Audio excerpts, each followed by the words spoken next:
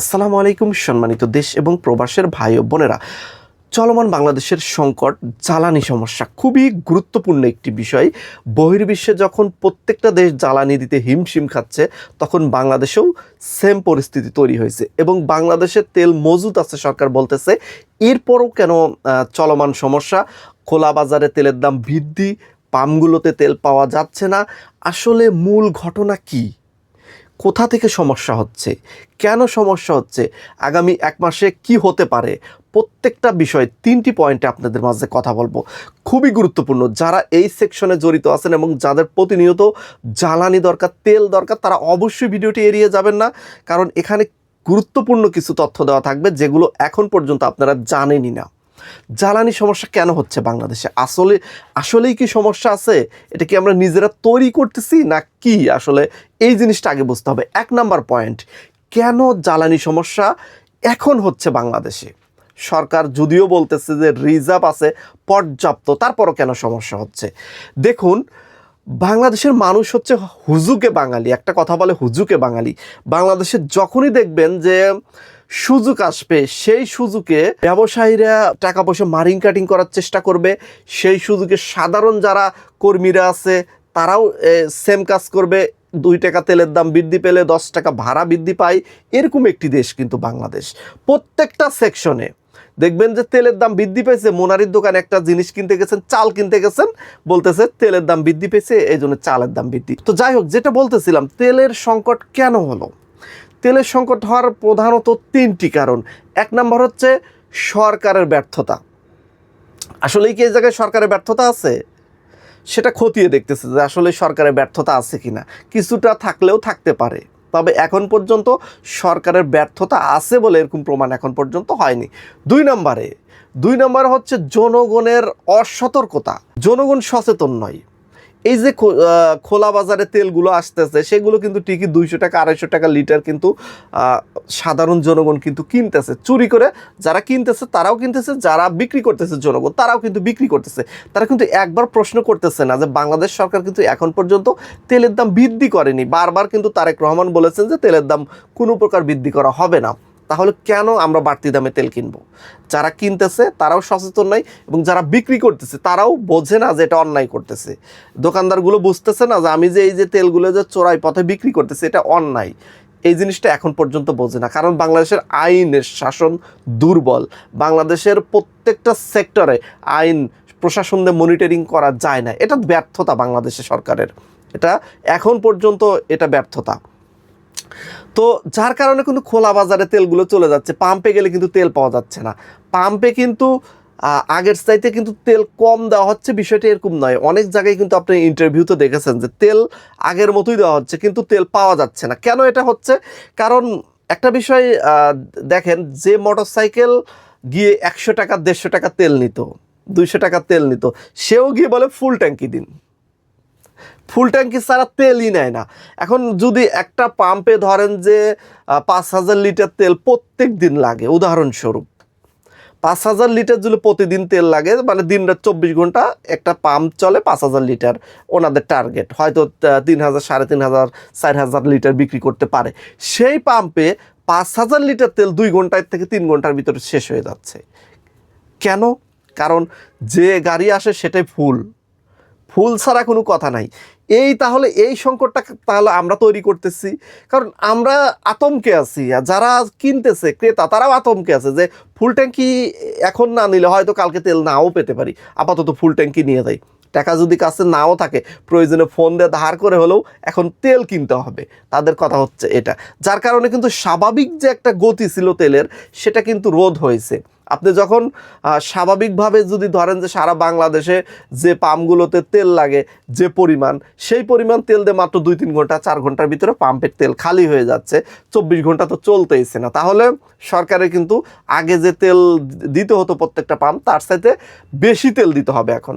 আপনি একটা বিষয় চিন্তা করুন, একটা হচ্ছে তেলের দাম বৃদ্ধি পাইছে প্রতি ব্যারেলে $25 থেকে $30, অনেক সময় $40 পর্যন্ত বৃদ্ধি পাইছে। তো এই যে তেলের দাম যে বৃদ্ধি পেল, এই বৃদ্ধি কিন্তু বাংলাদেশে যারা তেল কিনতেছে, বাংলাদেশ সরকার এখন বর্তমান, সেটাও কিন্তু বৃদ্ধি টাকা দিয়ে কিনতে হচ্ছে।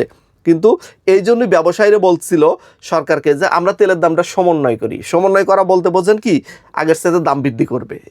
এই যে বহির্বিশ্বে যত টাকা বৃদ্ধি পাইছে এটার উপর বেসিস করে বাংলাদেশে কত টাকা বৃদ্ধি করা যায়, এটাই হলো সমন্বয়। কিন্তু বাংলাদেশ সরকার বলেছেন যে টোটালি একদম না করে দিচ্ছেন যে তেলের দাম বৃদ্ধি করা হবে না। তখন ব্যবসায়ীরা বলছে যে তেলের দাম বৃদ্ধি না করলে আমরা লস দেখি ব্যবসা করব।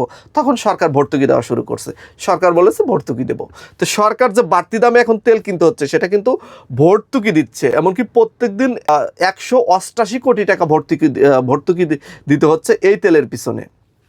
অনেকেই ভর্তুকি জিনিসটা বোঝে না। দেখলাম কমেন্ট সেকশনে যারা প্রথম আলো থেকে শুরু করে অনেক পত্রিকা নিউজ হয়েছে, তাদের কমেন্ট সেকশনে দেখলাম যে লিখেছেন যে ভর্তুকির টাকা কই যাবে। আসলে ভাই ভর্তুকির টাকা কই যাবে, যে প্রতি ব্যারেলে তেলের দাম যে বৃদ্ধি পাইছে সেটা তো আপনাকে দিতেই হবে হরমুজ প্রণালী বন্ধ থাকার কারণে। কিন্তু একটা কথা মনে রাখবেন, হরমুজ প্রণালীতে কিন্তু বাংলাদেশের জাহাজ আটকানো হয় না, ছেড়ে দেওয়া হয়। তার মানে বাংলাদেশে পর্যাপ্ত তেল কিন্তু আছে। বাংলাদেশের তেলের ঘাটতি কিন্তু কখনোই হয়নি। তো এই তেলের ঘাটতি শুধুমাত্র হয়েছে বাংলাদেশের জনগণের অসচেতনতার কারণে। আর বাংলাদেশের জনগণ একটু লোভী প্রকৃতির আছে। আপনারা দেখেছেন যে নানান জায়গায় দেখেন খাটের নিচে তেল ব্লক করে রাখছে, অনেক জায়গায় কন্টেনার করে তেল ব্লক করে রাখছে, অনেক জায়গায় মাটির নিচে তেল পুঁতে রাখছে।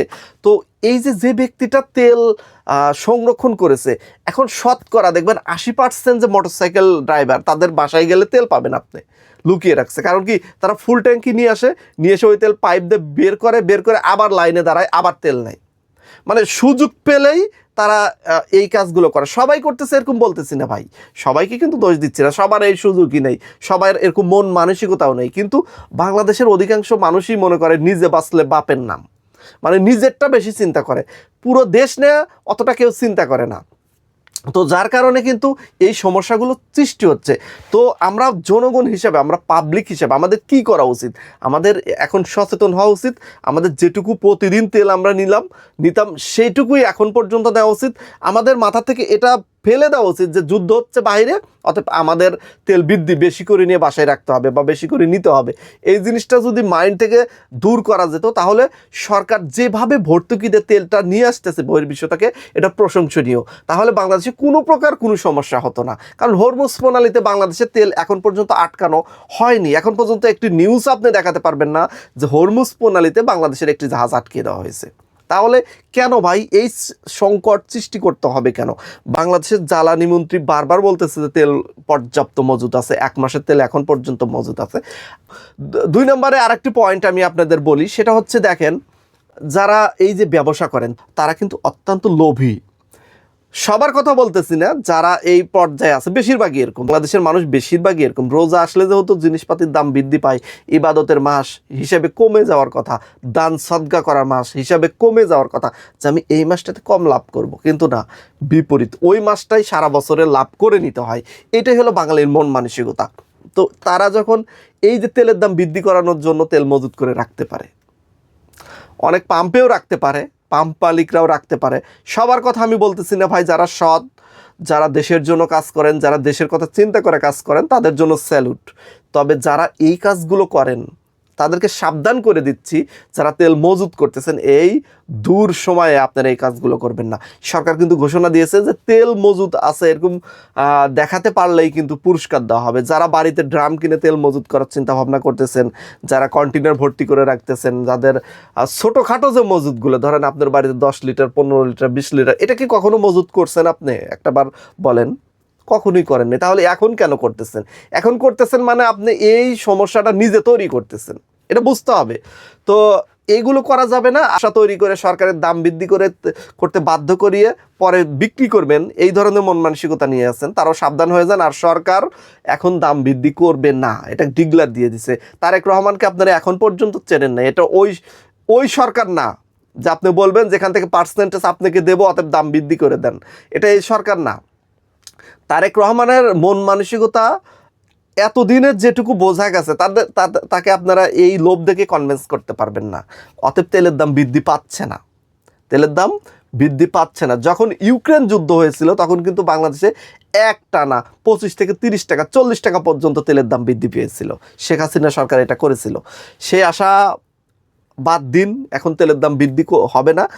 প্রত্যেকটা দেশেই বৃদ্ধি হচ্ছে, এটা হয়তো উদাহরণ দিতে পারেন, ইন্ডিয়াতে অলরেডি বৃদ্ধি করা হয়েছে, কিন্তু বাংলাদেশ করবে না। ভর্তুকি দিয়ে প্রয়োজন হলেও দেশের মানুষকে সহায়তা করবে সরকার, এই প্রতিশ্রুতি নিয়েছে সরকার।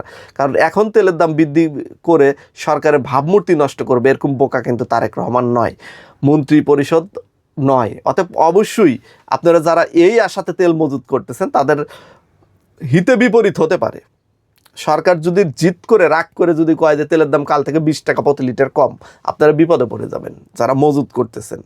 প্রয়োজনে সরকার ভর্তুকি দেবে, কিন্তু তেলের দাম কিন্তু কমিয়ে দেবে, এটা কিন্তু সমস্যা হয়ে যাবে। তো যার কারণে সাবধান হয়ে যান আপনারা, তেল নিয়ে তেলেসমাতি করেন না, সরকারকে বিপদে ফেলানোর চিন্তা করেন না, জনগণকে বিপদে ফেলানোর চিন্তা করেন না, তাহলে আপনারা নিজেরাই হয়তো বিপদে পড়ে যাবেন। আশা করি বিষয় বুঝতে পারছেন। সাধারণ জনগণকে বিভ্রান্ত করে নানাজন নানান সমালোচনা করে, যার কারণে মনে করে যে দেশের পরিস্থিতি কত খারাপ, কী হয়ে গেল। আসলে ভাই কিছুই হয়নি। হরমুজ প্রণালী বাংলাদেশিদের জন্য বন্ধ নাই, পর্যাপ্ত তেল বাংলাদেশে যাচ্ছে, যেটুকু লাগতেছে সেটুকু যাচ্ছে। এখন হুট করে তেলের চাহিদা বৃদ্ধি পাওয়ার কারণে এই সংকটটা তৈরি হয়েছে। আশা করি বুঝতে পেরেছেন, বিষয়টা আপনারা ক্লিয়ার হয়ে গেছেন। আর বাংলাদেশের সামনে তেলের সংকট হবে না, এটা চ্যালেঞ্জ দিয়ে বলতে পারি, তেলের সংকট হবে না। এটার প্রমাণ হলো ইরান যুদ্ধে হরমুজ প্রণালীতে বাংলাদেশি তেলকে আটকানো হয় না, এটাই হচ্ছে প্রমাণ। আর যদি মনে করেন যে আরও যুদ্ধ বড় হয়ে যায় বা পরবর্তী টাইমে যদি আরও যদি কোনো কিছু হয়ে যায় তখন আর বিষয় আলাদা। তবে এখন আপাতত পরিস্থিতিতে মনে হচ্ছে না এরকম কিছু হবে। আর ইনশাল্লাহ যুদ্ধ পরিস্থিতি ইনশাল্লাহ খুব তাড়াতাড়ি সমাধান হয়ে যাবে আশা রাখতেছি। আর বাংলাদেশের সবাইকে সচেতন হওয়ার অনুরোধ রেখে ভিডিওটি এখানে শেষ করতেছি। পর্যাপ্ত সবার মাঝে শেয়ার করে দিন, সবাই যেন সতর্কতা অবলম্বন করে এবং এই বিষয়টি নিয়ে কাজ করে। আজকের মতো বিদায়, আল্লাহ হাফেজ।